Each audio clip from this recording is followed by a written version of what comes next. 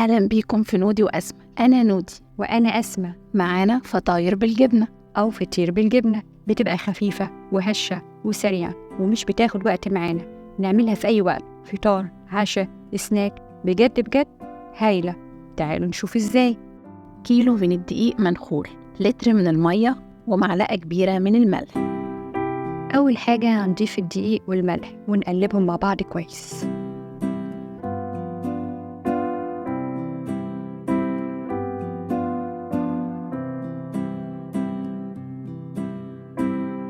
هنضيف تلت كمية المية، ولو احتاجنا أثناء العجن هنضيف الباقي على حسب نوع الدقيق اللي احنا مستخدمينه.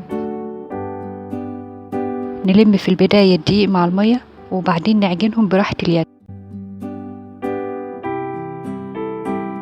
كده لمينا الدقيق مع المية، عايزينها عجينة طرية مش قاسية. هنرش رشة من الدقيق ونبتدي نعجنها. هنعجن زي ما قلنا في البداية براحة اليد، دي أفضل طريقة للعجن.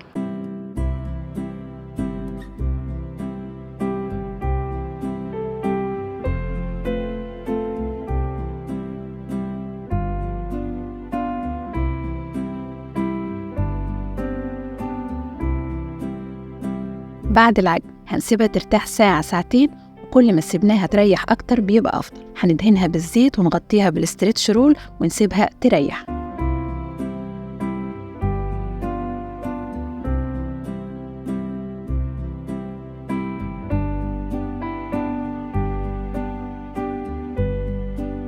هنستخدم في الحشوة بصل مبشور ناعم وجبنة فيتا. هنستخدم أي نوع جبنة احنا بنفضله. هندبل البصل في الزيت على نار هادية علشان يدبل كويس ويبقى لونه شفاف. نضيف الملح ورشة خفيفة من الفلفل.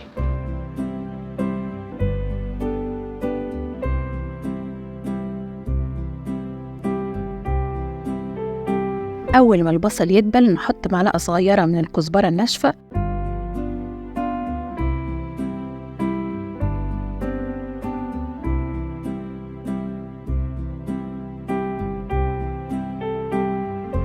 كده البصل جاهز معانا وأخد درجة اللون اللي احنا عايزينها. دي العجينة بعد ما ريحناها بتبقى طرية أكتر وناعمة.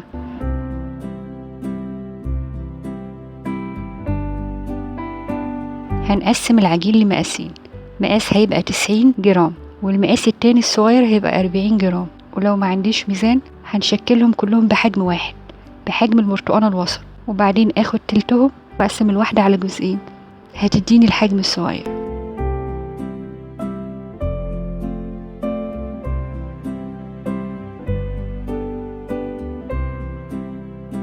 ده الحجم الصغير اللي هيبقى 40 جرام، وده الحجم الكبير اللي هيبقى 90 جرام. نغطي العجين بفوطة علشان ما ينشفش معانا أثناء الشغل. هنبتدي بقى نفرد المقاس الصغير اللي حجمه 40، دي هتبقى القاعدة اللي هحط عليها الحشو. بعد ما نفردهم كلهم هنسويهم على الصاج.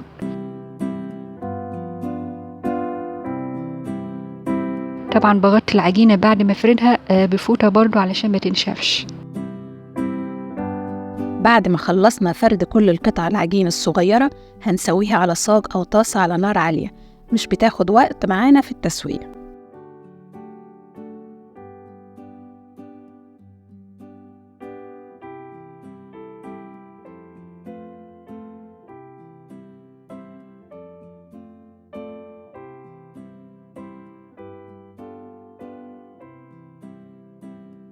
هنبتدي بقى نفرد الحجم الكبير اللي هو الحجم 90 معانا بالزيت.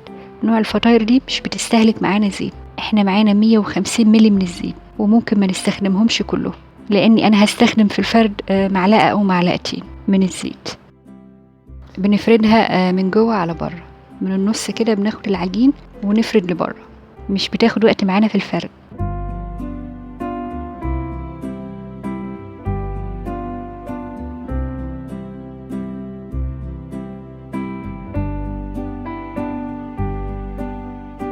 بعد ما فردنا العجينة هنحط القاعدة اللي احنا سويناها في النص ونفرد عليها الحشوة. احنا هنا ممكن نستخدم اي حشوة احنا عايزينها، مش لازم جبنة او بصل بس.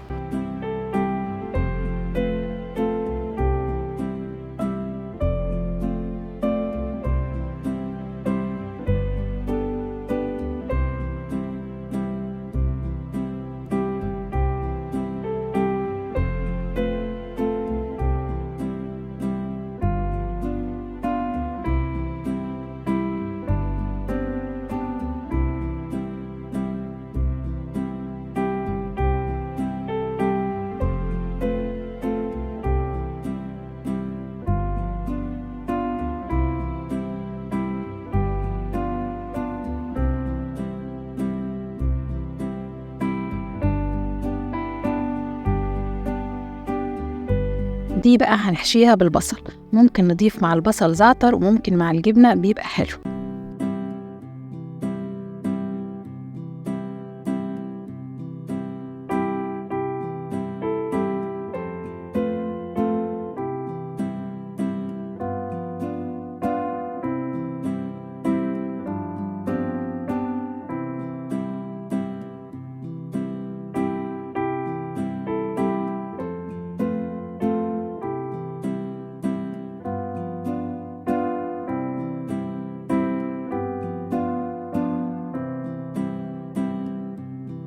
هنبتدي بقى نسوي الفطاير بتاعتنا، هنسويها على الصاج على نار هادية.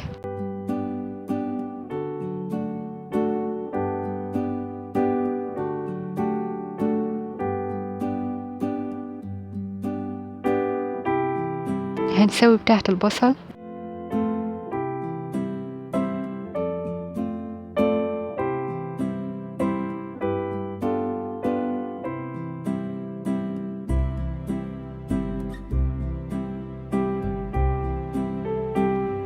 ده شكلها النهائي، بتبقى خفيفة في قوامها وفي طعمها. بجد جربوها واستنونا في وصفة جديدة مع نوجي وأسماء، وفعلوا الجرس عشان يوصلكوا كل جديد. بالهنا.